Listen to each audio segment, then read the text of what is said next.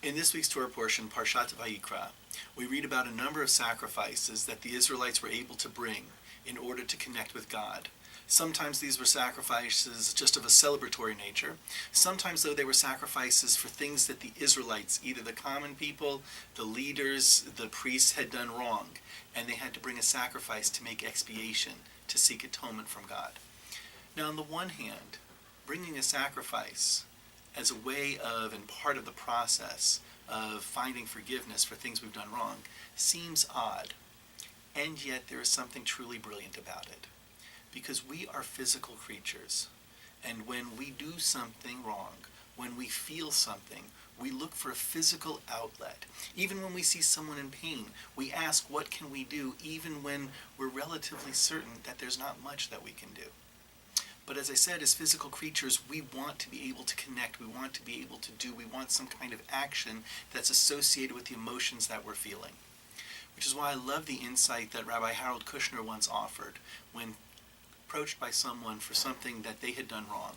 They had apologized to the person, they had expressed their sorrow, they expressed their remorse, they promised not to do it again, and still they felt unsatisfied.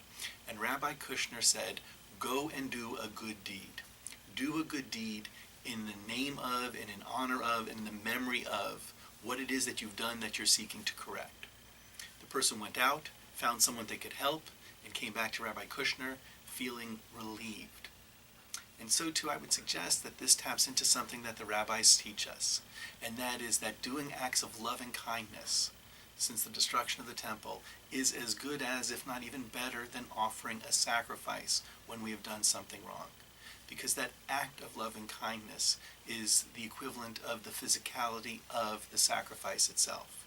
And so too, over the course of this week, if you find that you're holding on to feelings of pain and negativity because of something that you've done to someone else and are seeking a way to redress that, go find some act of love and kindness that you can do for someone else, or perhaps even for that person if possible.